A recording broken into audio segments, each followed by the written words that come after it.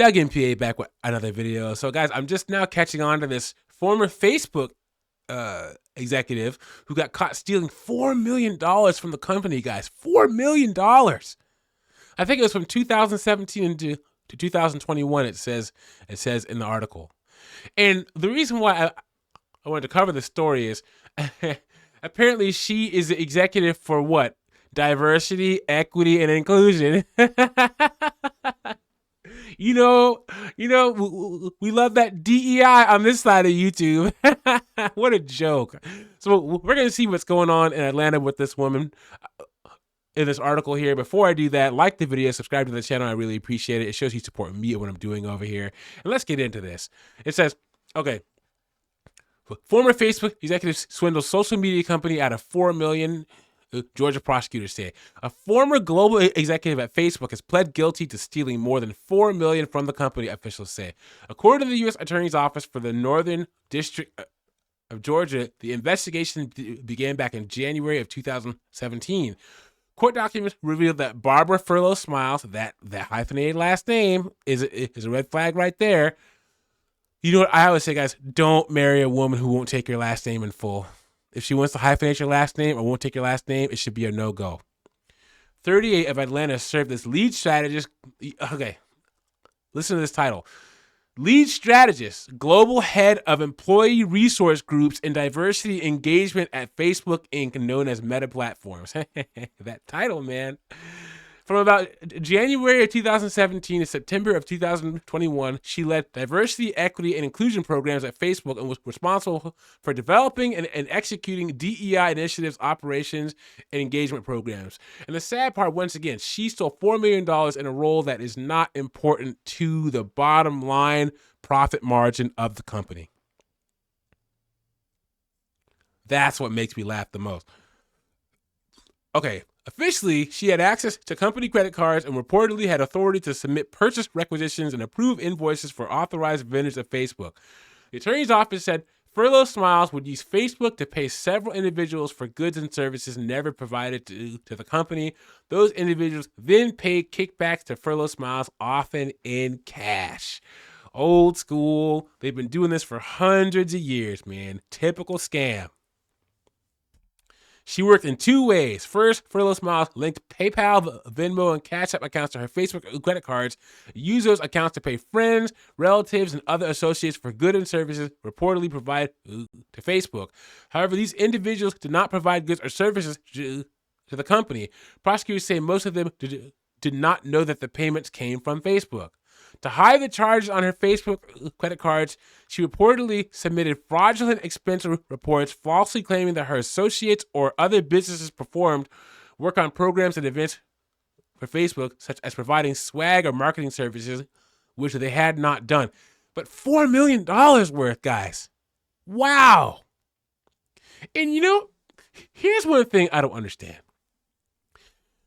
This white-collar crime thing, okay, a lot of people get away with it, but all you have to be is that one person that doesn't get away with it. And I don't know about you guys, but incarceration is a successful, the potential consequence of incarceration is a successful deterrent for me. I ain't ever going to jail. I've never been to jail, never been arrested. I don't plan on it, man. No way. You're not taking my freedom away. And it's funny, so she got away with this for 18, 19, 20, 21, 4 years. And can you imagine when she first got caught and she's sitting in the jail cell, what's going through her mind? She's like, man, I messed up. Yeah, but you weren't thinking that for the 4 years and the $4 million you were stealing from your company. Now, were you? I don't feel bad for women like this at all. It says, authorities said that after these associates received payments from Facebook, they returned most of the money to Furlow Smiles. They paid these kickbacks in cash and through transfers to accounts held in her husband and others' names. Associates paid cash kickbacks in person and by Federal Express or mail, sometimes wrapping the cash in other items such as T-shirts.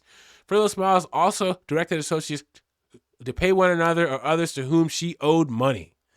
Second, Furlough Smiles caused Facebook to recruit several vendors that were owned and operated by friends and associates who also paid her kickbacks.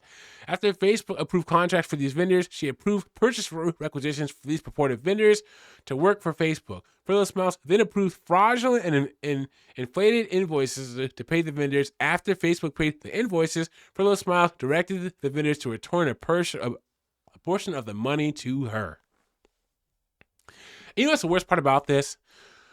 Okay, back in 2010, GSA with the federal government had a conference in Vegas, and they spent like $150,000.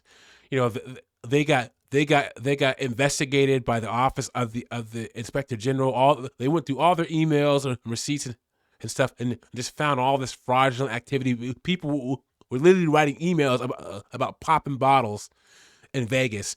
And ever since then, the federal government has put all these extra hurdles in place for that not to happen again, because a small group of people messed it up for everybody else. And that's exactly what's going on with this.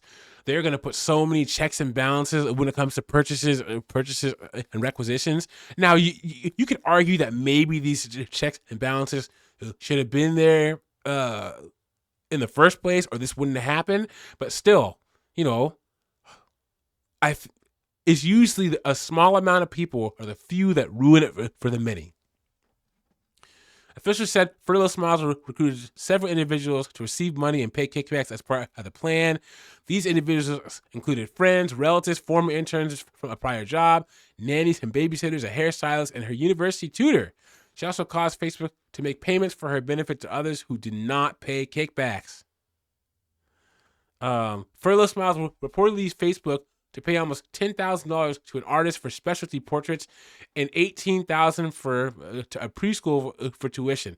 In total, Furlough Smiles stole more than $4 million from Facebook based on false charges and fraudulent invoices for which goods and services were never provided. So her sentencing is on March 19th of 2024. I do not feel bad for this woman at all. I don't. And she probably thought that she was going to get away with it forever. Like I said earlier in the video, I think that more often than not, white-collar crime people get away with it, but you don't want to be that one that gets caught. I know I don't, so I don't do any kind of crime at all. Let me know what you think about this in the comments. Like the video, subscribe to the channel, and I'll catch you on the next one.